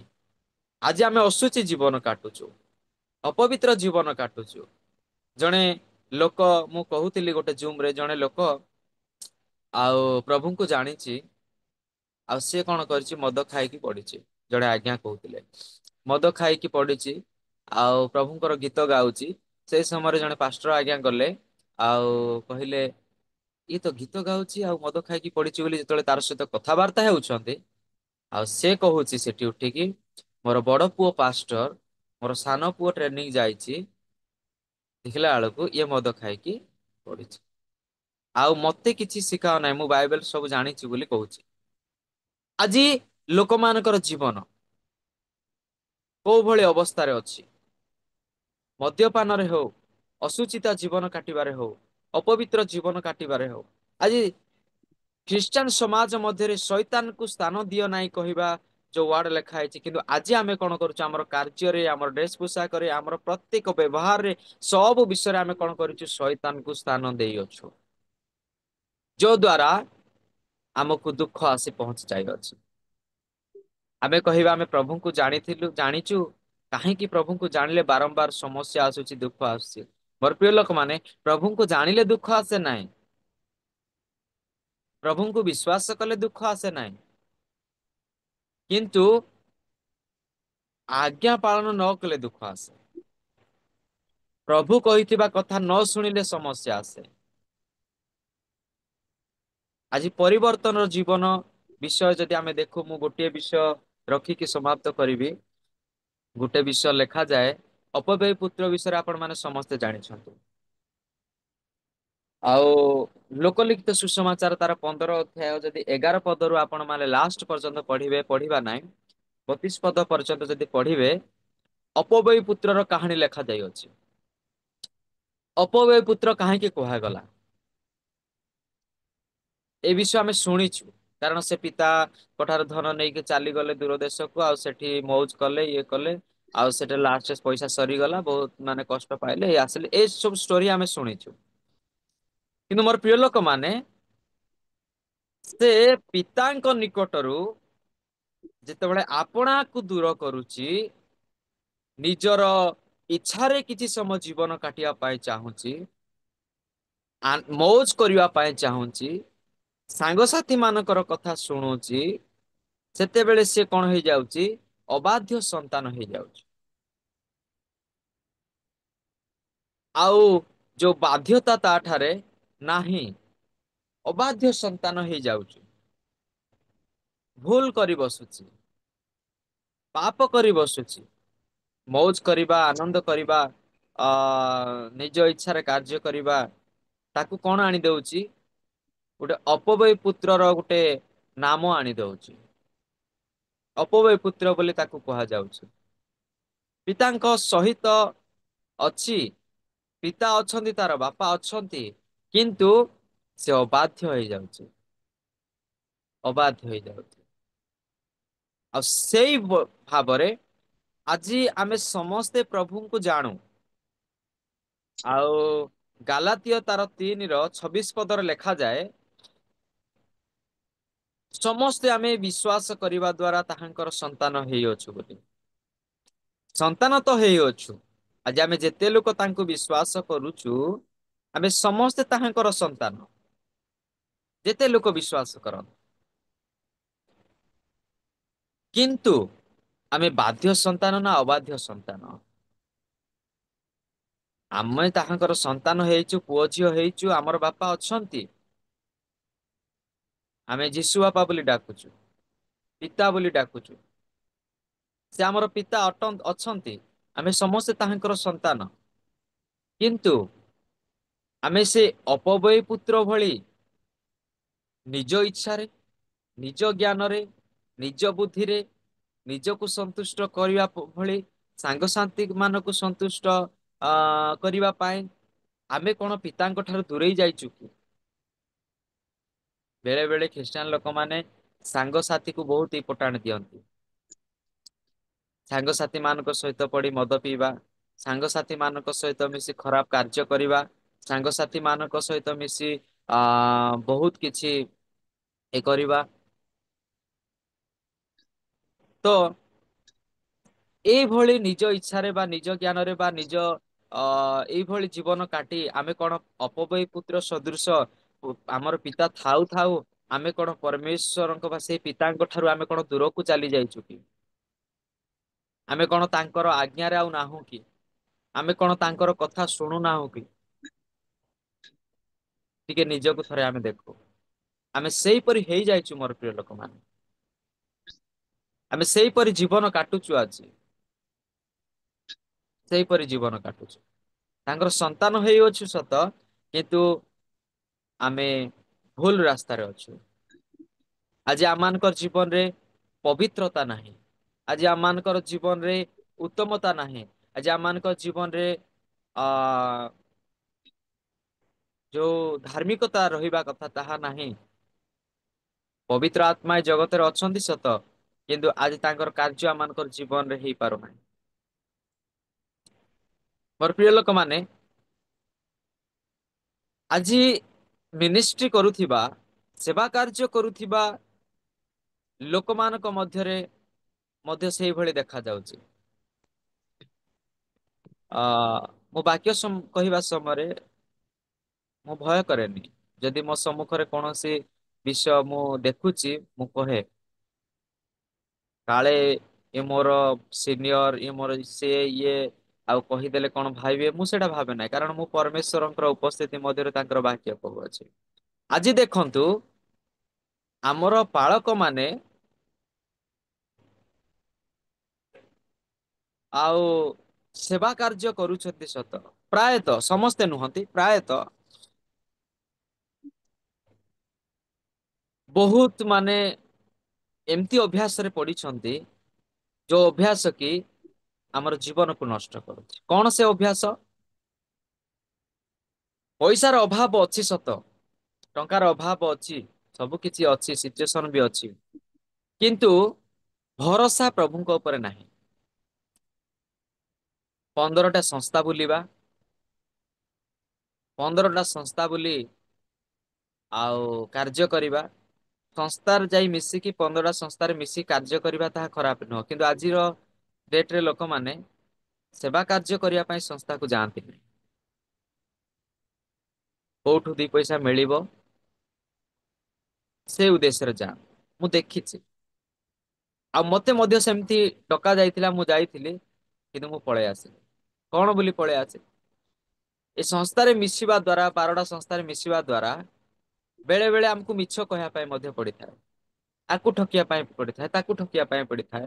ଯଦି ଏଠିକି ଯାଇଛୁ, ସେ ସଂସ୍ଥାର ଲୋକ ଡାକିଦେଲା, ମିଛ କହିବାକୁ ପଡିଥାଏ। ଭାଇ ଆମେ ଏଠି ଅଛୁ, ସେଠି ଅଛୁ, ଏଟା ପ୍ରୋବ୍ଲେମ ଅଛି, ସେଟା ପ୍ରୋବ୍ଲେମ, ବିଭିନ୍ନ ଆମେ ଠକିଥାଉ। ଆଉ ଗୋଟେ ବିଷୟ କଣ, ମିଛ ରିପୋର୍ଟ। ଆଜିକାଲି ରିପୋର୍ଟ, ମୋ ପାଖରେ ଗୋଟେ ରିପୋର୍ଟ ଅଛି, ମୁଁ ଶୋ କରିଥାନ୍ତି କିନ୍ତୁ ଏବେ ଶୋ କରିବି ନାହିଁ। ଆଉ ମୁଁ ରଖିଛି ତାକୁ ସ୍କ୍ରିନ୍ ସଟ୍ କରିକି। କଣ ବୋଲି, ମୁଁ କେତେ ଜଣ ପାଳକକୁ ଜାଣେ, ସେବା କରୁଥିବା ପାଳକ ମାନ, ଆଉ ମୁଁ ଜାଣେ ସେମାନଙ୍କର ମିନିଷ୍ଟ୍ରି ବିଷୟରେ। କିନ୍ତୁ ସେ ରିପୋର୍ଟ, ସେ ଯୋଉ ସଂସ୍ଥାରେ ଅଛନ୍ତି, ଆଉ ମୁଁ ସେ ରିପୋର୍ଟକୁ ଦେଖିଲି, ସେ ରିପୋର୍ଟରେ ଯେତିକି ବିଷୟ ଲେଖା ଯାଇଛି, ସେତିକିର କାର୍ଯ୍ୟ ଏମାନେ କରୁନାହାନ୍ତି। ଏମାନେ ମୋ ପାଖରେ ଅଛନ୍ତି, କରୁନାହାନ୍ତି। ସେଠି ଲେଖା ଅଛି, ଆମେ ପ୍ରତି ମାସରେ 200 ଲୋକକୁ ସୁସମାଚାର ଦଉଛୁ। ସେଥିରୁ 50-60 ଲୋକ ପ୍ରଭୁଙ୍କୁ ବିଶ୍ୱାସ କରୁଛନ୍ତି। ଯଦି ପ୍ରତି ମାସରେ 50-60 ଲୋକ ଯଦି ଜଣଙ୍କଠାରୁ ବିଶ୍ୱାସ କରୁଛନ୍ତି, ତାହେଲେ ଆଜି କାହିଁକି ଖ୍ରୀଷ୍ଟିଆନ ବୁଦ୍ଧି ପାଉନି? ଏହା ଯଦି କୌଣସି ପାଳକ ମାନେ ବୁଝନ୍ତେ, ତାହେଲେ ଏତେ ସମସ୍ୟାରେ ଯାଆନ୍ତେ ନାହିଁ। ଏଇ ରିପୋର୍ଟ ମାନେ ଯାଉଛି 30ଟା ମଣ୍ଡଳୀ, 30 ଜଣ ମୋର ମଣ୍ଡଳୀରେ 60 ଜଣ ଅଛନ୍ତି, ହୋମ ଚର୍ଚ୍ଚ ଗୋଟେ ଅଛି, ପ୍ରେୟାର ହଲ ଗୋଟେ ଅଛି, କିନ୍ତୁ ଦେଖିଲା ବେଳକୁ କିଛି ନାହିଁ। ସଂସ୍ଥାକୁ ମିଛ କହିବା ଅର୍ଥ ପ୍ରଭୁଙ୍କୁ ମିଛ କହିବା। ମିଛ କହି, ଯାହାକୁ ବି ତମେ ମିଛ କୁହ, ମିଛ କହିବାଟା ହଉଛି ପାପ। କିନ୍ତୁ ଆଜି ତାହା ମଧ୍ୟ ଆମେ କରି ବୁଲୁଛୁ। କେତେବେଳେ ଆମେ ସିଦ୍ଧତା ବଞ୍ଚେଇ ରଖିବୁ, କେତେବେଳେ ପବିତ୍ରତା ବଞ୍ଚେଇ ରଖିବୁ, କେତେବେଳେ ଧାର୍ମିକତା ବଞ୍ଚେଇ ରଖିବୁ। ଆଜି ଏପରି ଘଟୁଛି ବିଶ୍ୱାସୀ ମାନଙ୍କ ମଧ୍ୟରେ, ସେବା କରୁଥିବା ଲୋକମାନଙ୍କ ମଧ୍ୟରେ। ପ୍ରାୟ ପ୍ରତ୍ୟେକଙ୍କର ଆଜି ଖ୍ରୀଷ୍ଟିଆନ ସମାଜରେ ଆମେ କଣ କରୁଛୁ, ଶୈତାନକୁ ସ୍ଥାନ ଦେଇକି ଆମେ ରହିଛୁ। ଅପବୟ ପୁତ୍ର ସଦୃଶ ଆମେ ପିତା ଥାଉ ଥାଉ, ଆମର ବାପା ଥାଉ ଥାଉ, ଆମେ କଣ କରିଛୁ, ତାଙ୍କ ଠାରୁ ଦୂରକୁ ଚାଲି ଯାଇଛୁ, ଅବାଧ୍ୟ ହେଇକି ଚାଲି ଯାଇଛୁ। କିନ୍ତୁ ମୋର ପ୍ରିୟ ଲୋକମାନେ, ଯେହେତୁ ଆମେ ତାଙ୍କର ସନ୍ତାନ, ପ୍ରଭୁ ଆଜି ମଧ୍ୟ ଚାହିଁ ରହିଛନ୍ତି, ମୋର ଲୋକମାନେ ଫେରି ଆସନ୍ତୁ। ଅପବୟ ପୁତ୍ର ଜୀବନକୁ ପରିବର୍ତ୍ତନ କରି, ମନକୁ ପରିବର୍ତ୍ତନ କରି ପିତାଙ୍କ ନିକଟକୁ ଯେପରି ଫେରି ଆସିଲେ, ସେହିପରି ଆଜି ମଧ୍ୟ ପ୍ରତ୍ୟେକ ଲୋକ ଯଦି ପ୍ରଭୁଙ୍କ ନିକଟକୁ ଫେରିଯିବେ, ତାହେଲେ ଚିନ୍ତା କରନ୍ତୁ କେତେ ଆନନ୍ଦର ବିଷୟ। ବାକ୍ୟ ଲେଖା ଅଛି, ପ୍ରଭୁ କହିଲେ, 99 ଅପେକ୍ଷା ଯଦି ଜଣେ ମନ ପରିବର୍ତ୍ତନ କରି ଜୀବନକୁ ପରିବର୍ତ୍ତନ କରି ଫେରି ଆସୁଛି ତାହେଲେ ସ୍ୱର୍ଗରେ ଆନନ୍ଦ।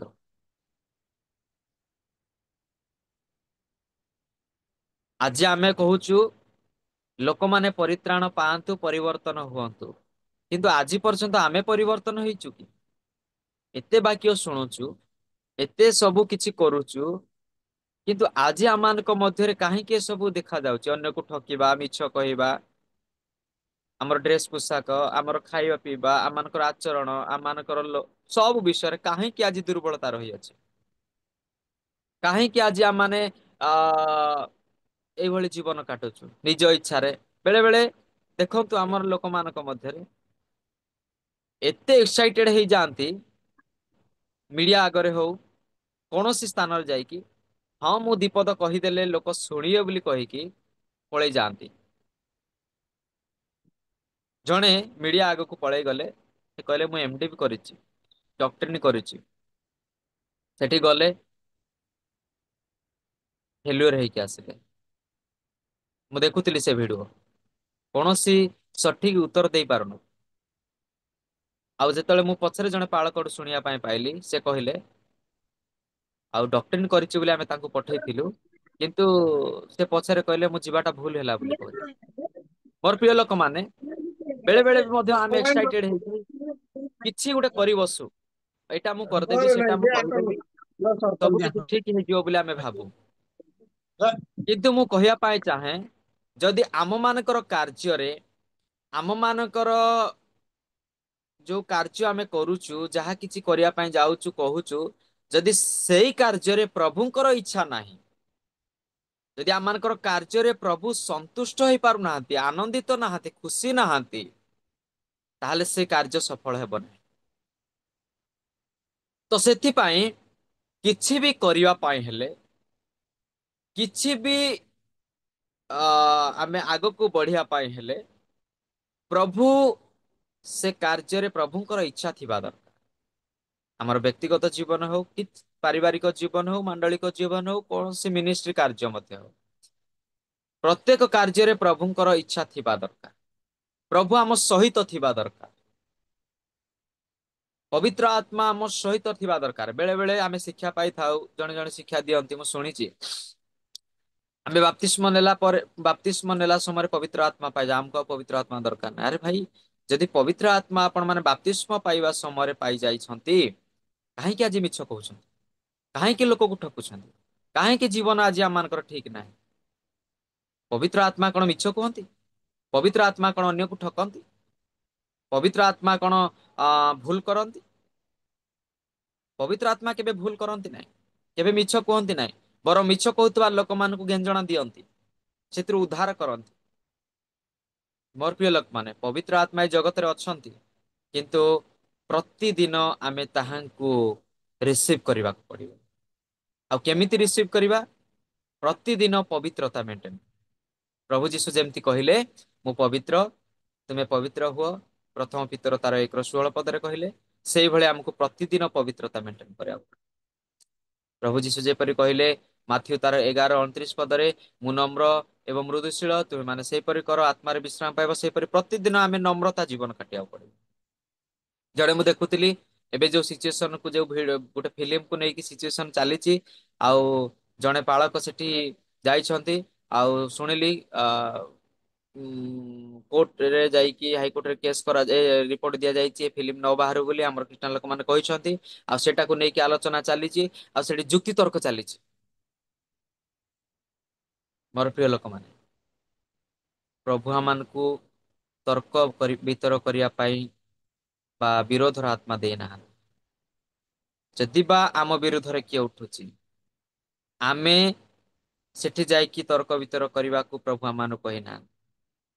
ବରଂ ବୁଦ୍ଧିମାନର ସହିତ ଏଇ ସମୟରେ କାର୍ଯ୍ୟ କରିବା ପାଇଁ ପ୍ରଭୁ ଆମମାନଙ୍କୁ, ସିଚୁଏସନ ଯେତେ ବଡ ହେଉ, ସମସ୍ୟା ଯେତେ ବଡ ହେଉ, ଯଦି ବୁଦ୍ଧିମାନର ସହିତ କାର୍ଯ୍ୟ କରୁଛୁ, ପ୍ରଭୁଙ୍କୁ ପ୍ରଥମ ସ୍ଥାନ ଦଉଛୁ, ପ୍ରଭୁଙ୍କୁ ସାଙ୍ଗରେ ନେଇକି ଚାଲୁଛୁ, ପବିତ୍ର ଆତ୍ମାଙ୍କ ସହିତ ଜୀବନ କାଟୁଛୁ, ତାହେଲେ ସେ ସମସ୍ୟା ଅଳ୍ପ ସମୟ ପାଇଁ ହୁଏତ ଆସିପାରେ, କିନ୍ତୁ ଚାଲିଛି। ପ୍ରଭୁ ତାହାକୁ ଦୂର କରିବା ପାଇଁ ବିଶ୍ୱସ୍ତ। ପରମେଶ୍ୱର କହିଲେ ଯଦି ତୁମମାନଙ୍କୁ ତାଡ଼ନା ଆସୁଛି, ଦୁଃଖ ଆସୁଛି, ଭାବ ନାହିଁ ଏଇଟା ତୁମକୁ ଆସୁଛି, କିନ୍ତୁ ଏଇଟା ମତେ ଆସୁଛି। ଆମେ ଆଜି ଯଦି ଦୁଃଖ ପାଉଛୁ କେବଳ ଯୀଶୁଙ୍କ ନାମରେ ଆଜି ଦୁଃଖ ପାଉଛୁ। କାରଣ ଜଣେ ଯଦି କୌଣସି ଭୁଲ କାମ କରେ, ଯେ ଜଗତରେ ଯାହା ବି କିଛି କଲେ ଲୋକ ତାକୁ କିଛି କହିବେନି, କିନ୍ତୁ ଜଣେ ଯଦି ଯୀଶୁଙ୍କୁ ବିଶ୍ୱାସ କଲେ ତାକୁ ତାଡ଼ନା କରନ୍ତି। ଆଉ ଯୀଶୁ କହିଲେ ଏ ତାଡ଼ନା ମତେ ଦିଆଯାଉଛି। ସେ ପ୍ରେରିତ ପାଉଲକୁ ଯେମିତି କହିଲେ, ପ୍ରେରିତ ପାଉଲ ଲୋକମାନଙ୍କୁ ତାଡ଼ନା କରୁଥିଲେ, ବାନ୍ଧିକି ବାଡଉଥିଲେ, କିନ୍ତୁ ଯୀଶୁ କହିଲେ ହେ ସାଉଲ ତୁମେ କାହିଁକି ମତେ ତାଡ଼ନା କରୁଅଛ? କିନ୍ତୁ ଆଜି ଖ୍ରୀଷ୍ଟିଆନ ସମାଜ ଜାଣିବା ଦରକାର, ଆଜି ଯଦି ଆମେ ତାଡ଼ନାର ସମ୍ମୁଖୀନ ହେଉଛୁ, କିଛି ଆମ ବିରୁଦ୍ଧରେ କାର୍ଯ୍ୟ କରାଯାଉଛି, ଏଇ କାର୍ଯ୍ୟ ପ୍ରଭୁଙ୍କ ବିରୁଦ୍ଧରେ କରାଯାଉଛି, ତ ଆମକୁ ସତର୍କତା କରିବା ଦରକାର। ଆମକୁ କଣ ଦରକାର? କିଏ ଫିଲ୍ମ ବାହାର କଲା, କିଏ କଣ କଲା, କିଏ ତା ଯାହା କଲା, କିଛି ସେଥିରେ ଆମର ଆବଶ୍ୟକ ନାହିଁ ମୁଣ୍ଡ ଖେଳିବା। ଆମକୁ ପ୍ରଭୁରେ ବିଶ୍ୱସ୍ତ ହେବା ଶିଖିବାକୁ ପଡିବ। ଆମକୁ ପ୍ରଭୁରେ ଜୀବନ କାଟିବାର ଅଛି। ଆମକୁ ସେ ସବୁ ତର୍କ ବିତର୍କରେ ଜୀବନ କାଟିବାର ନାହିଁ। ଆଉ ଯୋଉଠି ବି ଯଦି କିଛି କାରଣବଶତଃ ଆମକୁ କିଛି କହିବା ପାଇଁ ପଡୁଛି ସାମ୍ନାରେ, ତ ଆମେ ସେଠିକି ପ୍ରାର୍ଥନାର ସହିତ ପ୍ରଭୁଙ୍କୁ ସାଙ୍ଗରେ ନେଇକି ସେଠି କାର୍ଯ୍ୟ କରୁ, ରହୁ। ତାହେଲେ ସବୁ କିଛି ହୁଏତ ପ୍ରଭୁ ଠିକ କରିଦେଇପାର, ହୁଏତ ନୁହଁ କରନ୍ତି, ପ୍ରଭୁ କରିବେ, ସେ ସକ୍ଷମ ପରମେଶ୍ୱର। ତ ଆମକୁ ସେଇଭଳି ଜୀବନ କାଟିବାକୁ ପଡିବ, ପ୍ରଭୁଙ୍କ ମନ ନେଇକି ଜୀବନ ବଞ୍ଚିବାକୁ ପଡିବ ଏ ଜଗତରେ। ପ୍ରଭୁ ଯୀଶୁ ଯେମିତି କହିଲେ ଫିଲିପିଓ 2:5 ଲେଖକ କହୁଛନ୍ତି, ପ୍ରଭୁ ଯୀଶୁଙ୍କର ଯେପରି ମନ ଥିଲା ତୁମମାନଙ୍କର ସେପରି ମନ ହଉ। ଆଜି ଆମମାନଙ୍କର ସେପରି ମନ କାହିଁ? ଖ୍ରୀଷ୍ଟିଆନ ମଧ୍ୟରେ ବିରୋଧ, ଝଗଡା, ଅନ୍ୟକୁ ଦୟା କରିବାର ନାହିଁ, କ୍ଷମାଶୀଳ ନାହିଁ, ନମ୍ରଚିତ ନାହିଁ। ଏଟା ପ୍ରଭୁଙ୍କର ମନ ନୁହଁ। ପ୍ରଭୁଙ୍କର ମନ ନେଇକି ଆମକୁ ବଞ୍ଚିବାକୁ ପଡିବ ଜଗତରେ। ପ୍ରଭୁଙ୍କର ମନ ନେଇକି ବଞ୍ଚିବାକୁ ପଡିବ। ଏଇଭଳି ମୁହୂର୍ତ୍ତ ମଧ୍ୟରେ, ଏହିପରି ସମୟ ମଧ୍ୟରେ ମୁଁ ଭିଡିଓ ଦେଖେ, ମୁଁ କେବେ ମାଇଣ୍ଡକୁ ଡିଷ୍ଟର୍ବ କରେନି। ଏସବୁ ଦେଖିବା ଅର୍ଥ ମାଇଣ୍ଡ ଡିଷ୍ଟର୍ବ ହବ, ବିଶ୍ୱାସରେ ଦୁର୍ବଳତା ଆସିବ। ଏସବୁକୁ ପଛରେ ପକାଇ ଦିଅନ୍ତୁ ମୋର ପ୍ରିୟ ଲୋକମାନେ। ଯାହା କିଛି ସମସ୍ୟା ସିଚୁଏସନ ଆସୁଛି ତାକୁ ପଛରେ, ଜଣେ ପ୍ରକୃତ ବିଶ୍ୱାସୀ ସେ କେବେ ସିଚୁଏସନକୁ ଡରିବ ନାହିଁ। ପ୍ରେରିତ ମାନେ ସେମାନେ ସମସ୍ୟାକୁ, ସେମାନଙ୍କ ସମ୍ମୁଖରେ ବିପଦ ଥିଲା, ସେମାନଙ୍କୁ ମାରିବା ପାଇଁ ସମାଜ ଗୃହରେ ମଧ୍ୟ ଛିଡା କରିବା ପାଇଁ ନଉଥିଲେ, କିନ୍ତୁ ସେମାନେ ଭୟ କଲେ ନାହିଁ, ପ୍ରଭୁଙ୍କର ଠାରେ ବିଶ୍ୱସ୍ତ ହେଇକି ବଞ୍ଚିଲେ। ସେହିପରି ଆଜି ସମସ୍ୟା ଆସୁ, ସିଚୁଏସନ ଯେତେ ବଡ ହେଉନା କାହିଁକି, ଆମକୁ ପ୍ରଭୁରେ ବଞ୍ଚିବାଟା ଶିଖିବାକୁ ପଡିବ, ସମସ୍ୟାରେ ମୁଣ୍ଡ ଖେଳିବାର ନାହିଁ। ଆଉ ଏସବୁ କରିବା ପାଇଁ ହେଲେ ଆମକୁ ପ୍ରତିଦିନ ପ୍ରଭୁଙ୍କର ଉପସ୍ଥିତି, ପ୍ରଭୁଙ୍କର ପ୍ରେଜେନ୍ସ ଆମ ମଧ୍ୟରେ ରହିବା ଦରକାର। ମନେ ରଖିଥାନ୍ତୁ ଲାଷ୍ଟରେ ଆଉ ଗୋଟେ ବିଷୟ, ପ୍ରଭୁ ଆମମାନଙ୍କର ଜୀବନରେ ଥିଲେ ମଧ୍ୟ ସମସ୍ୟା ଆସିବ, ପ୍ରଭୁ ଆମମାନଙ୍କର ଜୀବନରେ ନଥିଲେ ମଧ୍ୟ ଦୁଃଖ ସମସ୍ୟା ଆସିବ। ଆଇବ ସହିତ ପ୍ରଭୁ ଥିଲେ, ଦୁଃଖ ଆସିଥିଲା, ସମସ୍ୟା ଆସିଥିଲା। କିନ୍ତୁ ମୋର ପ୍ରିୟ ଲୋକମାନେ, ଯଦି ପ୍ରଭୁ ଆମମାନଙ୍କର ଜୀବନରେ ଥାଇକି ଦୁଃଖ ଅଛି, ସମସ୍ୟା ଅଛି, ହୁଏତ ଅଳ୍ପ ସମୟ ପାଇଁ, ଅଳ୍ପ ସମୟ ମଧ୍ୟରେ ପ୍ରଭୁ ଆନନ୍ଦ ଦେବେ। କାରଣ ପ୍ରଭୁ ବାକ୍ୟରେ କହିଲେ, ଯିଏ ଯେଉଁ ଯେତିକି ସମସ୍ୟା ବା ବୋଝ ସହି ପାରିବ ତାକୁ ସେତିକି ହିଁ ଦିଆଯାଏ, ଆଉ ସେ ବୋଝ ସହିବା ପୂର୍ବରୁ ପ୍ରଭୁ ଉଦ୍ଧାରର ପଥ ମଧ୍ୟ ଖୋଲିକି ରଖନ୍ତି। ଆଜି ଆମମାନଙ୍କ ଜୀବନରେ ସେମିତି ବଡ ସମସ୍ୟା ଆସିନି, ଯାହା ବି ସମସ୍ୟା ଆସିଛି ପ୍ରଭୁ ତାର ବାଟ ମଧ୍ୟ ଆଗରୁ ଖୋଲି ଦେଇଛନ୍ତି, ଆଉ ସେ ସମସ୍ୟାର ଆମେ ଉଦ୍ଧାର ମଧ୍ୟ ପାଇଛୁ। କିନ୍ତୁ ପ୍ରଭୁ ବିହୁନେ ଯୋଉମାନେ ଜୀବନ କାଟନ୍ତି, ସେମାନଙ୍କର ଦୁଃଖ, ସେମାନଙ୍କର ସମସ୍ୟା ଲଙ୍ଗ ଟାଇମ ପାଇଁ, ଲଙ୍ଗ ଟାଇମ, ଅନେକ ସମୟ ପର୍ଯ୍ୟନ୍ତ ସାଙ୍ଗରେ ରୁହେ, ଦୁଃଖ ଆଣେ। ଆଉ ଏସବୁ ଆମମାନଙ୍କର ଭୁଲ ସକାଶେ। ଆମେ କେବେ ପ୍ରାର୍ଥନା କରିବୁ ନାହିଁ, ବାଇବେଲ ପଢିବୁ ନାହିଁ, ଏତେ ବାକ୍ୟ ଶୁଣିବୁ, ସେ ବାକ୍ୟ ଅନୁସାରେ ଜୀବନ କାଟିବୁ ନାହିଁ। ଆମମାନଙ୍କର ଜୀବନ ଅପବିତ୍ର ଥିବ, ଅଶୁଚି ଥିବ, ରଙ୍ଗ ସବୁ କିଛି କ୍ଷେତ୍ରରେ ଆମେ ଭୁଲ କରୁଥିବୁ। ମଦ ଖାଇକି ଚର୍ଚ୍ଚ ଆସୁଥିବୁ, ଝଗଡା କରିକି ଚର୍ଚ୍ଚ ଆସୁଥିବୁ, ଭୁଲ କରିକି ଚର୍ଚ୍ଚ ଆସୁଥିବୁ। ଆମର ବାପା ଥାଉ ଥାଉ ମଧ୍ୟ ଆମେ ଅପବୟ ପୁତ୍ର ଭଳିଆ ପ୍ରଭୁଙ୍କ ଠାରୁ ଦୂରକୁ ଚାଲି ଯାଇଥିବୁ, ନିଜ ଇଚ୍ଛାରେ, ନିଜ ଜ୍ଞାନରେ, ନିଜ ବୁଦ୍ଧିରେ ଜୀବନ କାଟୁଥିବୁ। ମୋର ପ୍ରିୟ ଲୋକମାନେ, ଅପବୟ ପୁତ୍ର ଯେପରି ପିତାଙ୍କ ନିକଟକୁ ଫେରି ଆସିଲା, ଅନୁତାପ କରି, ଜୀବନକୁ ପରିବର୍ତ୍ତନ କରି, ସେହିପରି ବିଜାତି ମାନଙ୍କ କଥା ଛାଡି ଦିଅନ୍ତୁ, ଆଜି ଆମମାନଙ୍କର ଖ୍ରୀଷ୍ଟିଆନ ସମାଜରେ ଆମ ପ୍ରତ୍ୟେକଙ୍କୁ, କାରଣ ଆମେ ପିତାଙ୍କର ସନ୍ତାନ ହେଇଅଛୁ, ଅପବୟ ପୁତ୍ରର ମଧ୍ୟ ପିତା ଥିଲା, ସେ ପିତାର ସନ୍ତାନ ହେଇଥିଲା, ଆମେମାନେ ମଧ୍ୟ ଆମମାନଙ୍କ ପିତାର ସନ୍ତାନ ବୋଲି ନାମିତ ହେଇଅଛୁ। ତ ପ୍ରଥମେ ଆମେ ଜୀବନକୁ ପରିବର୍ତ୍ତନ କରିକି, ମନକୁ ପରିବର୍ତ୍ତନ କରିକି ଆମେ ପ୍ରଭୁଙ୍କ ନିକଟକୁ ଫେରିବାକୁ ପଡେ, ଆଉ ପ୍ରଭୁଙ୍କ ସହିତ ଜୀବନ କାଟିବାକୁ। ତାହେଲେ ପ୍ରଭୁ ଆମମାନଙ୍କର ପ୍ରତିଟି କାର୍ଯ୍ୟକ୍ଷେତ୍ରରେ, ପ୍ରତିଟି ଅବସ୍ଥାରେ ପ୍ରଭୁ ଆମମାନଙ୍କ ସହିତ ରହିକି ଆମମାନଙ୍କୁ ଏ ଜଗତରେ ପ୍ରଭୁଙ୍କ ଠାରେ ନିର୍ଭରଶୀଳ ଜୀବନ କାଟିବା ପାଇଁ ପ୍ରଭୁ ଆମମାନଙ୍କୁ ସାହାଯ୍ୟ କରେ। ଦେଖନ୍ତୁ, ପିତାଙ୍କର ଗୋଟେ ଗୁଣ କହିକି ମୁଁ ସମାପ୍ତ କରିବି, ଟାଇମ ହେଇଯିବଣି। ଅପବୟ ପୁତ୍ରର ବାପା ଦେଖନ୍ତୁ, ଏତେ ଦୟାଳୁ, ପୁଅ ଧନ ମାଗିଦେଲା, ସାଙ୍ଗେ ସାଙ୍ଗେ ଧନକୁ ଦେଇଦେଲେ। ପୁଅ ଫେରି ଆସିଲା, ସାଙ୍ଗେ ସାଙ୍ଗେ ଆକ୍ସେପ୍ଟ କଲେ। ସେଇପରି ବେଳେ ବେଳେ ଆମେ ଜୋର ଜବରଦସ୍ତ ଆମେ ଆମର ପିତାଙ୍କୁ ଆମେ ଅନୁରୋଧ କରିଥାଉ, ମାଗିଥାଉ, ଏଟା ଦିଅ, ସେଟା ଦିଅ, ପ୍ରଭୁ ଏଟା ଦିଅ, ଏଟା କରିଦିଅ, ସେଟା କରିଦିଅ। ପ୍ରଭୁ ଦେଇ ଦିଅନ୍ତି, ପ୍ରଭୁ ଦେଇ ଦିଅନ୍ତି। ଆମର ପ୍ରାର୍ଥନା ଅନୁଯାୟୀ ଯାହା ମାଗିବ ପ୍ରଭୁ ତାହା ଦେଇ ଦିଅନ୍ତି। କିନ୍ତୁ ଦେଲା ପରେ ଆମେ ପ୍ରଭୁଙ୍କର ବାଧ୍ୟ ଜୀବନ କାଟି ନଥାଉ। ସବୁ କିଛି ପାଇଲା ପରେ ଯେପରି ଅପବୟ ପୁତ୍ର ଦୂରକୁ ଚାଲିଗଲା, ସେହିପରି ବେଳେ ବେଳେ ଆମେ ସବୁ କିଛି ପ୍ରଭୁଙ୍କ ଠାରୁ ପାଇକି ମଧ୍ୟ ବେଳେ ବେଳେ ଆମମାନଙ୍କର କାର୍ଯ୍ୟ ଦ୍ୱାରା ଆମେ ଦୂରକୁ ଚାଲି ଯାଇଥାଉ। ପ୍ରଭୁ ଚାହାନ୍ତି, ଯଦି ମୁଁ ତୁମ ସହିତ ଅଛି, ସବୁ କିଛି ତୁମକୁ ଦଉଛି ମାଗିବା ସମୟରେ, ସେପରି ତୁମେ ମୋର ସହିତ ରୁହ ବୋଲି ପ୍ରଭୁ ଚାହାନ୍ତି। ତ ଆମମାନଙ୍କୁ ତାହା ହିଁ କରିବାକୁ ପଡିବ, ପ୍ରଭୁଙ୍କ ସହିତ ରହିବାକୁ ପଡିବ, ପ୍ରଭୁଙ୍କ ସହିତ ଜୀବନ କାଟିବାକୁ ପଡିବ। ଆଉ ଏଇ ସିଚୁଏସନ ସମୟରେ, ଏଇପରି ମୁହୂର୍ତ୍ତ ସମୟରେ ଆମର ପ୍ରତିଟି କାର୍ଯ୍ୟରେ ପ୍ରଭୁଙ୍କ ଉପରେ ନିର୍ଭର କରିକି ଜୀବନ ପରିବର୍ତ୍ତନ କରିବାକୁ ପଡିବ ଆମମାନଙ୍କର ଜୀବନକୁ ପ୍ରଥମେ। ତାହେଲେ ପ୍ରଭୁ ଆମ ପ୍ରତ୍ୟେକଙ୍କୁ ସମସ୍ତ କ୍ଷେତ୍ରରେ ଆଶୀର୍ବାଦ ଅନୁଗ୍ରହ କରି ଆଗକୁ ବଢାଇ ନେବେ। ଯୋଉ ପ୍ରତିଜ୍ଞାର ଦେଶ ରଖି, ଯୋଉ ପ୍ରତିଜ୍ଞାର ରାଜ୍ୟ ଆମମାନଙ୍କ ପାଇଁ ରଖିଛନ୍ତି, ସେ ପ୍ରତିଜ୍ଞା ଅନୁଯାୟୀ ସେ ଆମମାନଙ୍କୁ ତାଙ୍କ ରାଜ୍ୟକୁ ନେଇକି ଯିବେ। ତ ସେଥିପାଇଁ ଆମେ ପ୍ରସ୍ତୁତ ହେଉ, ଆଉ ନିଜକୁ ପରିବର୍ତ୍ତନ ପ୍ରଥମେ କରୁ, ପ୍ରଭୁଙ୍କ ନିକଟକୁ ଫେରିଯାଉ, ପ୍ରଭୁଙ୍କୁ ସାଙ୍ଗରେ ନେଇକି ଜୀବନ କାଟୁ। ପ୍ରଭୁ ସମସ୍ତଙ୍କୁ ଆଶୀର୍ବାଦ ଅନୁଗ୍ରହ କରନ୍ତୁ। ଆସନ୍ତୁ ପଦେ ପ୍ରାର୍ଥନା କରିବା। ମହାନୁଗ୍ରହକାରୀ ପବିତ୍ର ପ୍ରଭୁ, ଆମେ ଧନ୍ୟବାଦ ଦଉଛୁ ଏ ସକାଳ ସମୟରେ ତୁମେ ଆମମାନଙ୍କର ସହିତ କଥା